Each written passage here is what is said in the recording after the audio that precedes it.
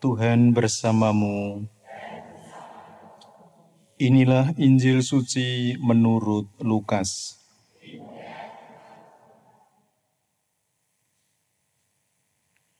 Dua murid yang dalam perjalanan ke Emaus ditemui oleh Yesus yang bangkit, segera kembali ke Yerusalem.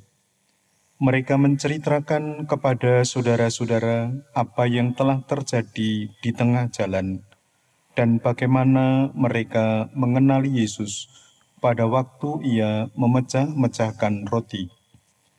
Sementara mereka bercakap-cakap tentang hal itu, Yesus tiba-tiba berdiri di tengah-tengah mereka dan berkata, "Damai sejahtera bagi kamu."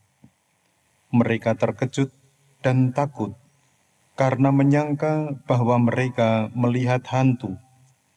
Akan tetapi Yesus berkata kepada mereka, "Mengapa kamu terkejut dan apa sebabnya timbul keraguan-raguan di dalam hatimu?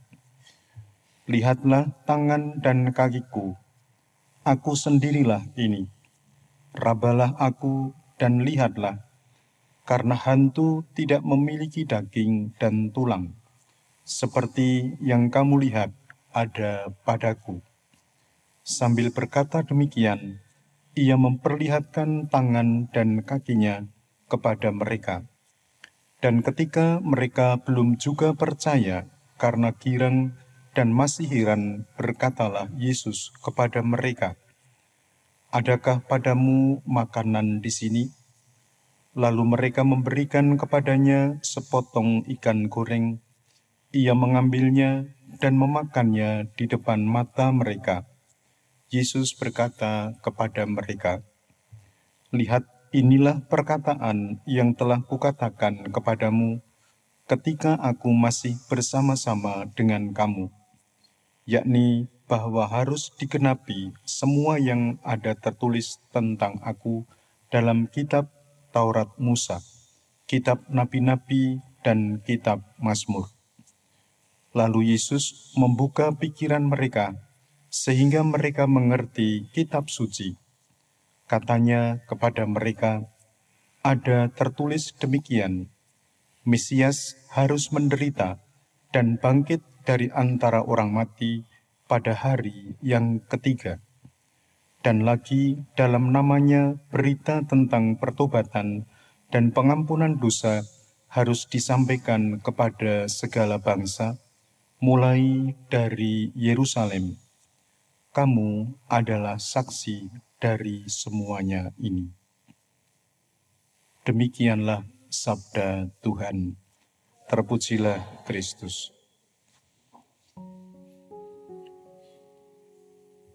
Para saudara yang terkasih di dalam nama Tuhan,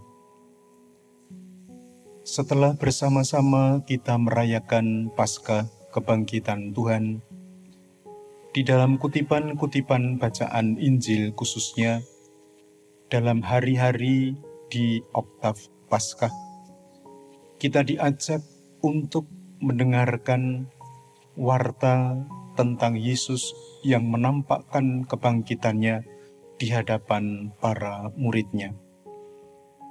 Hal itu dibuat oleh Yesus karena untuk meyakinkan mereka akan apa yang tertulis di dalam kitab suci tentang dirinya, bahwa setelah wafat, 3 hari kemudian dia akan dibangkitkan oleh Bapa.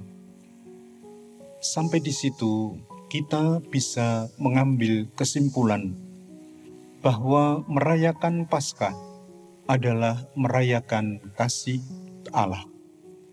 Allah mencintai manusia, memuncak kasih itu di dalam pribadi Yesus Kristus. Yesus Kristus yang adalah Allah mencintai kita semua dengan wafat dan kemudian dibangkitkan oleh Bapa. Kebangkitan Yesus menjadi bukti nyata bahwa Allah sungguh mencintai kita. Pertanyaannya adalah, apakah kita yang telah dibangkitkan oleh Allah, yang boleh merasakan kemuliaan Allah di dalam kehidupan ini, juga menghadirkan warta kebangkitan dan pengalaman akan kebangkitan di dalam kehidupan kita sehari-hari. Kita lihat saja, apakah selama kita merayakan Paskah, kita sungguh diwarnai oleh hati yang sumringah, hati yang gembira. Apakah kita juga kemudian mencoba untuk menghadirkan kegembiraan kita itu dengan mempersatukan orang yang ada di sekitar kita. Artinya adalah kehadiran kita mampu menjadikan orang lain adem, ayem. Kalau orang lain ketika ada dan hidup bersama dengan kita, mereka merasa terancam, merasa gelisah, merasa tidak gembira, barangkali ada sesuatu yang salah di dalam diri kita. Bukan warta dan pengalaman akan kebangkitan sukacita Allah yang mendasari kehidupan kita, tetapi pengalaman-pengalaman yang lain.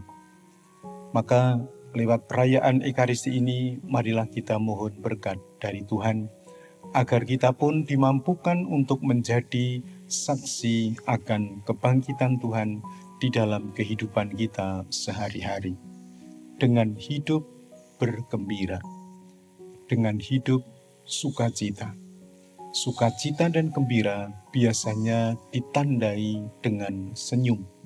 Senyum adalah ekspresi jiwa orang yang bebas.